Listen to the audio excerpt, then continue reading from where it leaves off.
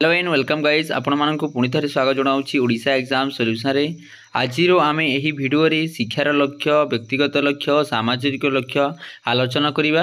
तो आपण मैंने बीए फर्स्ट सेमेस्टर एग्जाम देउछंती और आपणकर एजुकेशन ऑनर्स रखिछंती ताहेले भिडियो आपणक पई।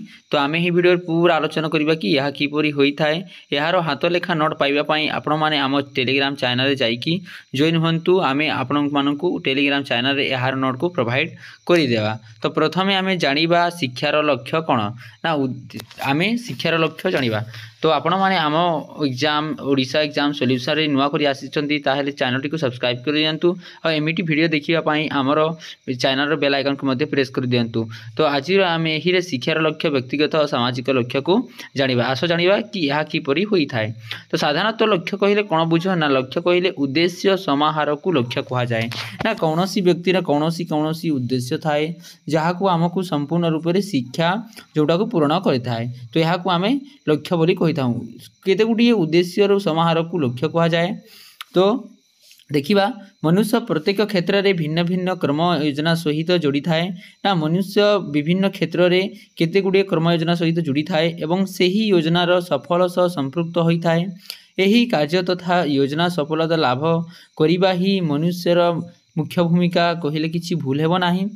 तो अन्य पक्षरे कहबाकू गले लक्ष्य बिना सफलता मिली न थाए एवं यही लक्ष्य गुड़िक केवल शिक्षा माध्यम सफल होता है। तेणु यह शिक्षार लक्ष्य कहले किसी भूल हेबो नाही। तो जानिले कि आम शिक्षार लक्ष्य क्या कह जाए। तो देखो आम देखिपर ना आम छात्र जीवन में आमर किसी लक्ष्य थाए आम किसी लक्ष्य को नहीं आम पाठ पढ़ा आरंभ करता ना कहीं गोटे किसी न चाकरी फाकरी करके किसी पैसा रोजगार निज घर पोषण पालना पाई ना करती। यह गोटे गोटे उद्देश्य थाए कि आमर गोटे भल पाठ पढ़े गोटे भल चाकरी करवा जहाँ द्वारा आम किसी भल पैसा मिल जहाँद्वारा आम यही जीवन में सुख शांति भाव में रही पार।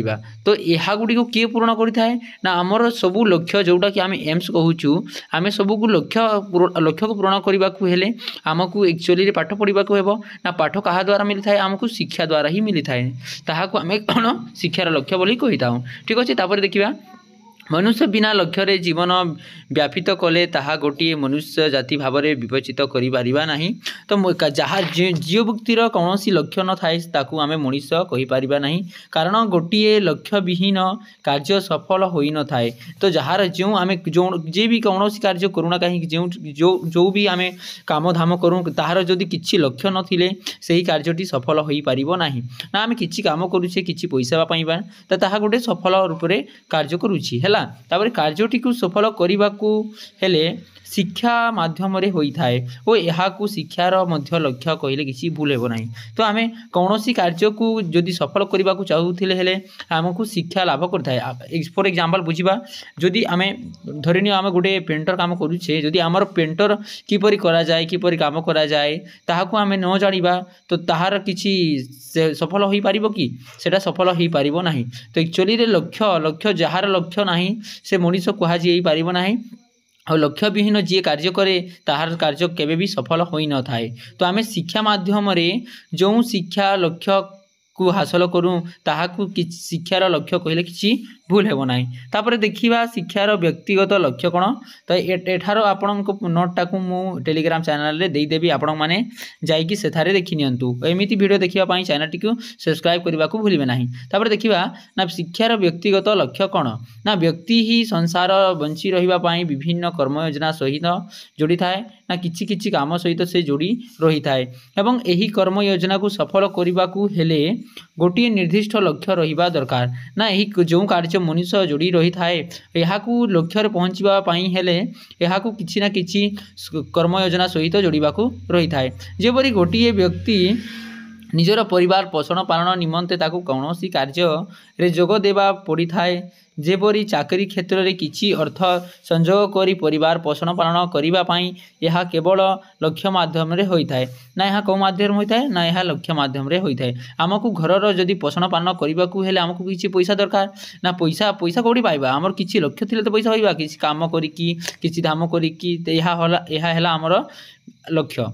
तो आमे कहि परिबा कि एवं यही लक्ष्यटी को शिक्षा पूर्ण करें यही लक्ष्य को किए पूर्ण करता है ना शिक्षा द्वारा ही यही लक्ष्य गुड़िक पूर्ण होता है। तो जो लक्ष्य माध्यम व्यक्ति सफल होता है यह शिक्षार व्यक्तिगत लक्ष्य बोली कहले किसी भूल हेब ना। तो आप देखिपारे ना व्यक्तिगत लक्ष्य क्या कहुए व्यक्तिगत जो लक्ष्य माध्यम व्यक्ति सफल होता है जो लक्ष्य माध्यम व्यक्ति सफल होता है यह शिक्षार व्यक्तिगत लक्ष्य कह जाए ना। आम तो पढ़ीसे कि आमर शिक्षा आम शिक्षा कहीं पढ़ू ना लक्ष्य किसी लक्ष्य रखिकी आम पाठ पढ़ू। तो यार व्यक्तिगत जदि आम लक्ष्य देखा ना किसी लक्ष्य माध्यम व्यक्ति सफल होता है जदि व्यक्ति जदि सफल होता है शिक्षा माध्यम ना लक्ष्य माध्यम ताहाको आम व्यक्तिगत लक्ष्य कही था। देखा ए शिक्षार सामाजिक लक्ष्य कौन।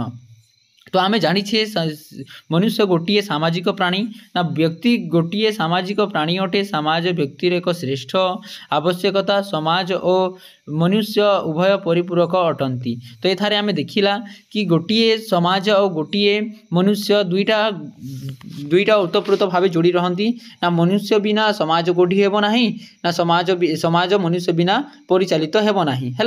देखा निम्नोक्ते सामाजिक परिवेष्टि अत्यंत आवश्यक होता है। यही दृष्टिकोण मनुष्य प्रति मुहूर्त समाज उपरे निर्भर करे जेपरी लुहार चुंबकीय गुण पाई चुंबकीय आवश्यक ठीक सेहीपरि व्यक्तिर व्यक्तित्व पूर्णांग विकास निमंते समाज आवश्यकता रही अच्छी। तो आम देखा ये ना चुंबकर जो गुण चुंबकर कौन गुण ना से चिपकवा तो से चिपकवा आवश्यक कौन लुहा को दरकार। तो से आम जो आम मनुष्य जाति आम यही संसार बसवास करूँ तो आम कौटी रही था ना गोटे समाज परिवेष्टि रही था।